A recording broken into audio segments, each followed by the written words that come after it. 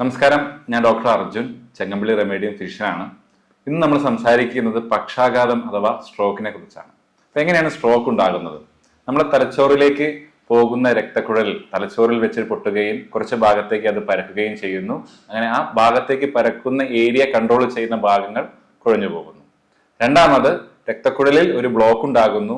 അപ്പൊ എങ്ങോട്ടാണോ ആ രക്തക്കുഴലിൽ ഓക്സിജൻ കൊണ്ടുപോകുന്നത് ആ ഭാഗത്തേക്കുള്ള പ്രവർത്തനം നശിക്കുകയും ആ ഭാഗം എവിടെയാണോ ആ കർമ്മം ചെയ്യുന്നത് ആ ഭാഗം കുഴഞ്ഞു പോവുകയും ചെയ്യുന്നു.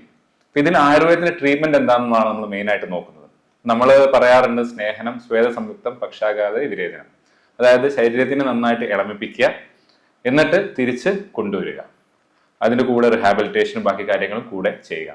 അപ്പൊ നമ്മൾ ഒരു ഉദാഹരണം പറയുകയാണെന്നുണ്ടെങ്കിൽ, ഒരു പ്രകൃതി ദുരന്തം വന്നു, ഒരു മല മൊത്തം ഇടിഞ്ഞുപോയി. ആ മലയിൽ നല്ലൊരു വലിയൊരു സ്ഥാപനം ഉണ്ടായിരുന്നു. അപ്പൊ ഇനി ആ മലമുകളിൽ ഒരു പുതിയൊരു സ്ഥാപനം നമുക്ക് നിർമ്മിക്കാൻ പറ്റില്ല. അതിന് കുറെ പണികളുണ്ട്. അപ്പൊ നമ്മൾ എന്ത് ചെയ്യും? അതേ സ്ഥാപനം നശിച്ചുപോയ പുതിയ ആൾക്കാരെ വെച്ച് വേറൊരു ഏരിയയിലേക്ക് മാറ്റി പ്രതിഷ്ഠിക്കുന്നു. പുതിയ രീതിയിൽ അത് തുടങ്ങുന്നു, പ്രവർത്തനം തിരിച്ച് റീസ്റ്റാർട്ട് ചെയ്യുന്നു.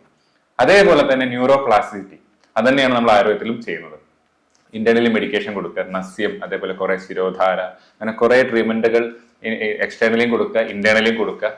കൂടെ തന്നെ ഉഴിച്ചിൽ, അതായത് അഭ്യംഗം പോലത്തെ ട്രീറ്റ്മെന്റുകൾ, സർക്കുലേഷൻ കൂട്ടുക, ന്യൂറോ ട്രാൻസ്മിറ്റേഴ്സിനെ ബൂസ്റ്റ് ചെയ്യിപ്പിക്കുക. അപ്പോൾ നിങ്ങൾ ചോദിക്കും, ഉഴിച്ചിൽ ചെയ്തു കഴിഞ്ഞാൽ ഇതിന് ബെനിഫിറ്റ് ഉണ്ടാകും എന്നുള്ളത്. എല്ലാം ഒരു ട്രീറ്റ്മെന്റ് കൊണ്ട് മാത്രമല്ല, ഒരു കമ്പൈൻഡ് ട്രീറ്റ്മെന്റുകൾ കൊണ്ടാണ് നമുക്ക് അതിന്റെ റിസൾട്ടുകൾ കിടക്കുന്നത്. അപ്പൊ എപ്പോഴാണ് ഒരു സ്ട്രോക്ക് ഉണ്ടാകുന്നത് ഉടനെ ഹോസ്പിറ്റലിലേക്ക് എത്തിക്കുക എന്നുള്ളതാണ് ആദ്യത്തെ ഉദ്ദേശം.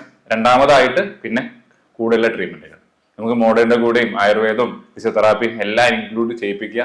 നമുക്ക് ഔട്ട്കം വേണ്ടത് പേഷ്യന്റിന്റെ, അതായത് ആ ഒരു രോഗിയുടെ നല്ലൊരു പുനരധിവസനമാണ്.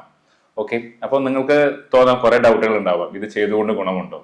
എല്ലാം കൂടി ഒരുമിച്ച് ചെയ്തു കഴിഞ്ഞാൽ നല്ല രീതിയിൽ തന്നെ ഗുണങ്ങൾ ഉണ്ടാവും. ഓക്കെ, ട്രീറ്റ്മെന്റുകളെ വിശ്വസിക്കുക. എന്താണ് നിങ്ങൾ പ്രോപ്പറായിട്ട് ചെയ്യുന്നത് അത് വിശ്വസിച്ചുകൊണ്ട് തന്നെ മെഡിസിൻ എടുക്കുക.